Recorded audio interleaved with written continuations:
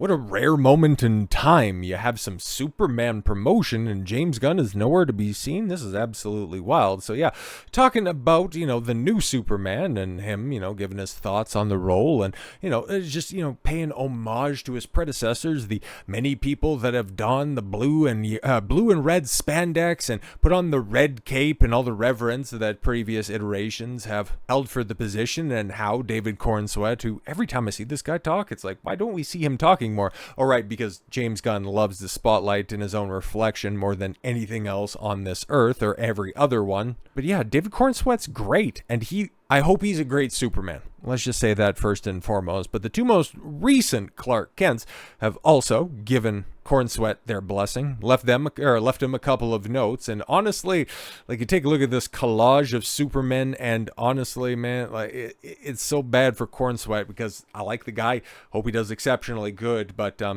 just really does paint a picture about how he is the great value version of Henry Cavill. And also, why is it the CW suit is the best looking one there? Because I don't like the desaturated DCEU Snyderverse suit, let alone the black and silver one. Ugh, God, that was so pathetic. But hey, the Snyder Cut bros, they're champing at the bit because it's T-minus 1 week before they can tell you just how bad and hokey James Gunn is. But more on that, I would imagine, and especially with the lead up on this one, because holy crap, marketing is going into overdrive. But I digress. Yeah, Henry Cavill and Tyler Hoechlin, okay? So Highlander and Sephiroth give David Corenswet their Superman blessing. Both Henry Cavill and Tyler Hoechlin have signed off on David Corenswet as the new Superman, giving the actor their blessing.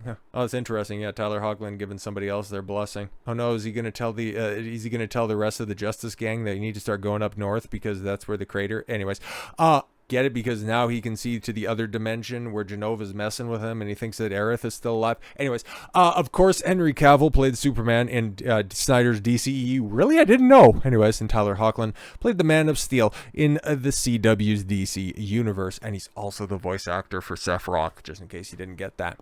Had the pleasure of exchanging letters with two previous Supermans. Okay. Wouldn't they be Supermen? Okay. It's like the plural of moose isn't meese, even though it should be, because that's hilarious. But it's also not mooses, it's moose. And goose or geese and not gooses. So shouldn't it be supermen instead of supermans? Anyways, both of them, interestingly, sort of said in their own words, I'm not going to give you any tips. And I think it's a very Superman thing. So yeah, here's the thing.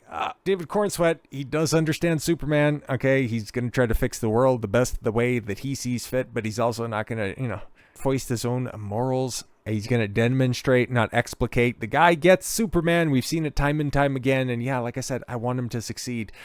I think once again, kind of like Henry Cavill, it's the writing that's going to betray him, because it's weird, right? In recent, because there's so many clips of this film that are out there, which is just wild to think about. And I know a lot of people are, saying that, oh, I've got Superman fatigue. I've seen so many clips. It's like, well, just get off of social media, because honestly, out there in the wild, at least right now, I've seen far more advertisement, like specifically for Jurassic World, which isn't surprising. It just came out, but I haven't really seen all that much out there in the wild. All over social media, like you can't escape it. You got DC, Warner Brothers, and James Gunn pushing it nonstop. So yeah, it is everywhere. But the moment that you put down your phone for a second, like Superman kind of doesn't exist. So that's why I'm kind of wondering. It's like, are normies going to pick up on this or not?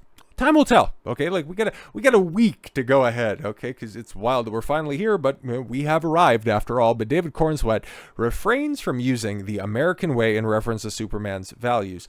Yeah, because it's interesting. Because there was, I think, an Entertainment Weekly or some interview with some funny talking guy who was doing an interview with, surprise, surprise, James Gunn, and they alluded to truth, justice, and the American way a couple of different times throughout an interview, and it's like they would always stop short, or they would say truth, justice, and the rest. So at this point in time, okay, and then even when Corenswet doesn't even want to say it, there's a third side of this hero in the film. We haven't figured out what to call him yet. And here's the thing, like, for as much as they're teasing this, okay, and they're laying the groundwork of what is it? It was on a toy or something like that, where you have truth, justice, and the human way.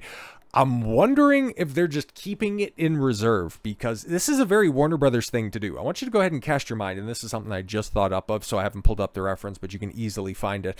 But when they were first doing the Mortal Kombat movie back in 2021, was that one came out? Okay, the reboot with the generic hero protagonist, man, Scorpion's descendant, even though you think that would give him some character traits, but it's a movie in the 2020s, so of course your protagonist is just a blank slate for the audience to insert themselves in.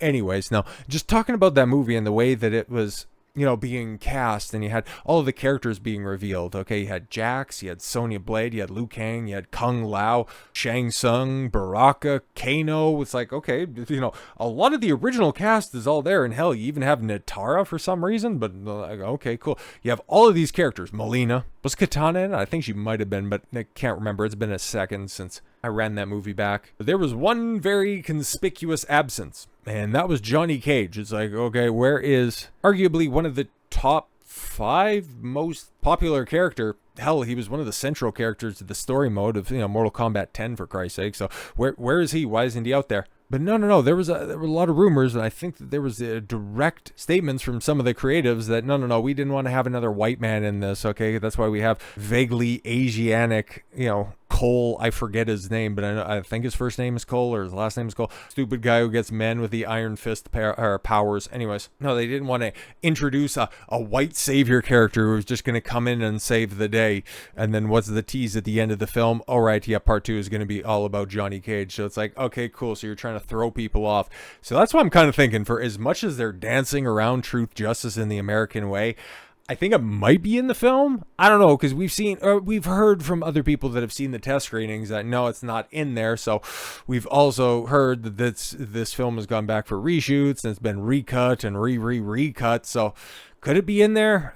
Or maybe this is just, we're trying to go with a global Superman, which is, you tried it in the books, and guess what? That will be, excuse me, that would be comic book accurate. He has gone with truth, justice, and a brighter tomorrow. I was like, yeah, there's a lot of cringe shit in the comic books, and that's why, these adaptation arguments are kind of trash to begin with. But I don't know. I think it could be a misdirect, for especially as hard as they're leaning into this. So let's take a look. And the new Man of Steel, David Corenswet, is following the lead of James Gunn and other films' marketing by avoiding the use of American way when discussing Superman's values. This became clear in an interview he had with CBS Morning. Okay. Reacting to criticism recently of a recently released scene where Lois interviews Superman through Clark, Corenswet said, "And so that scene, I think, is the crux of the character that we see. And the reality is that when he doesn't have to be Superman, when he doesn't have to be this calm, reassuring presence in the public, unless, of course, when he personally confronts Lex Luthor and he screams about a dog. No, but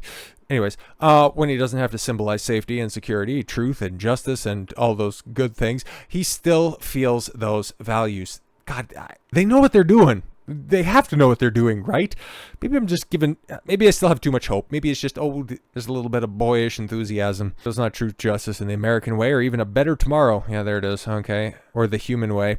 It's truth, justice, and good things. Oh, great. It's an equally a nebulous idea. Still, Corenswet explains how these things shape his Clark Kent and Gunn's Superman, and will make him more human this time, complete with imperfections and complex emotions. Which, yeah, it could be good. I hope it is. It's just, the old broccoli hair and him screaming in every fucking clip that we see.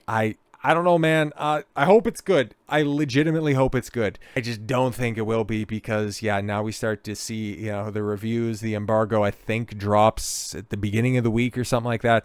But it's terrible. Final nail in the grave for the superhero genre. Oh, no, don't worry. 2 weeks from now, we're going to be getting, 2 weeks from the release of Superman. We're going to be getting the Fantastic Four, and that's going to be the final nail in the coffin. Or maybe that's just going to be, instead of lowering of the coffin into the 6-foot grave, that's just going to be pushing it off, and, just the corpse, it just fucking falls down in the bottom.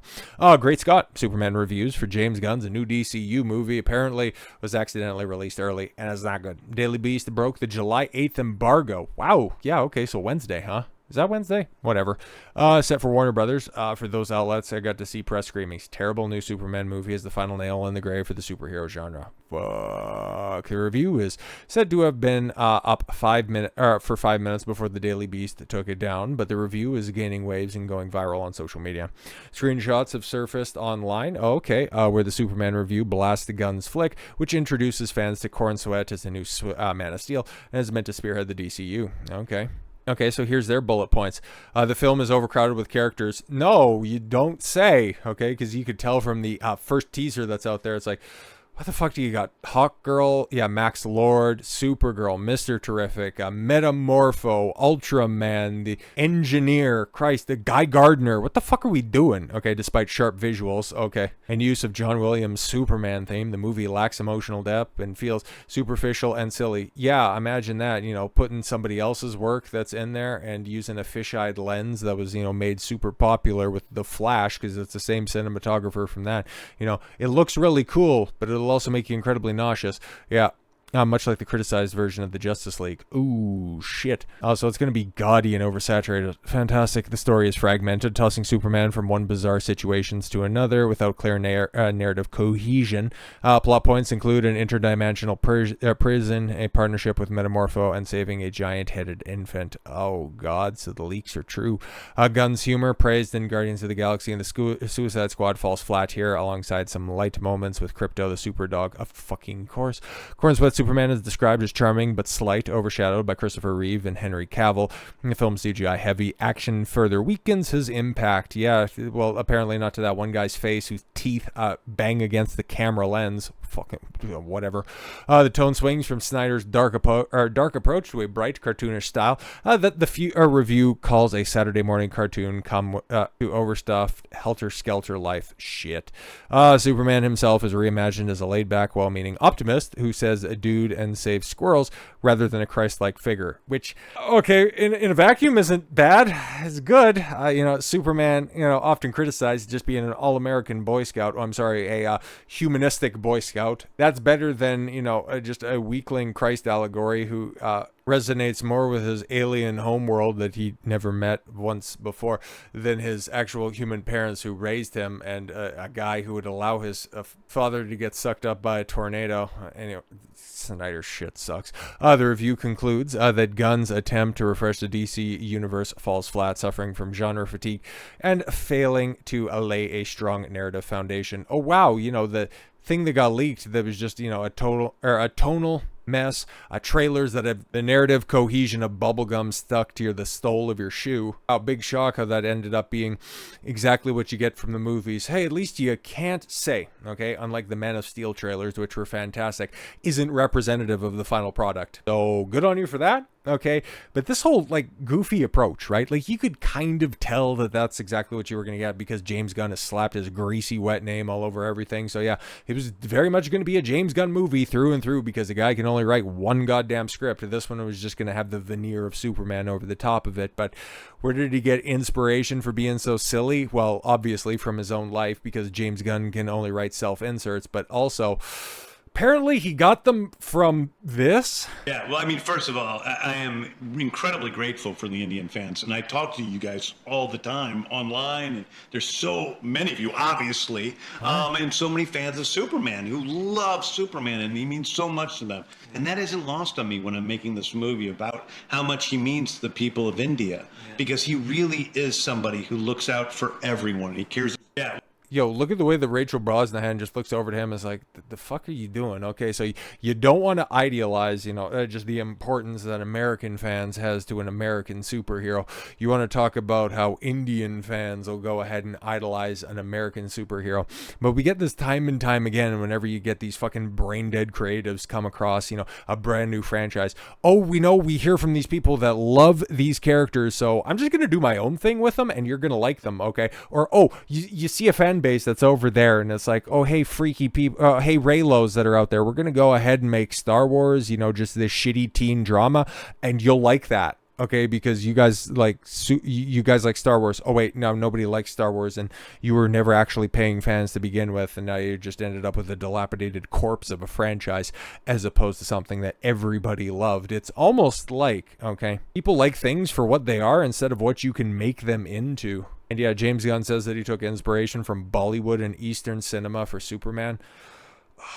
There's one thing, right? Because, you know, there are people that saying, oh, I like the comic book nature. I don't mind that Superman's fighting a kaiju. Who cares if he's wearing, you know, illusion glasses to make people see past? It's like so stupid that James even fucking decided to address that. It's like, oh, how do people honestly think that, you know, they can't see the resemblance from Clark Kent to Superman? Oh, that's so stupid. Just don't address that shit. Like, that's one of those things where I will unironically pull out the defense. It's a movie. It's Superman. Okay, Clark Kent. Like, even if you go back to the 77 Christopher Reeve take, like, the way that he carried them himself as Clark Kent is a little bit more hunched over, a little bit more needly. Okay, just go, oh, geez, oh, God, okay. Like, that'll plant the doubt in other people's mind, okay, that, you know, it's like Clark, he'd never be Superman. It's like, yeah, okay, you know, he's a big dude, but he doesn't carry himself all that well. Yeah, okay, he's a little bit too nerdy and needly to, you know, be that proper, you know, that shining beacon on the hill, you know, big broad-chested cocksure Superman. Like, you know, those two people, yeah, they aren't the same thing. But no, he needed to, oh, look at that, it's a trope for it's something that I could bring from the Bronze Age. Oh, he's got illusion glasses that trick people. It's like, bro, you don't need to address that shit. It's fine. It's fucking fine. But Bollywood movies are the most important thing to me. That's really where I take my inspiration for Superman.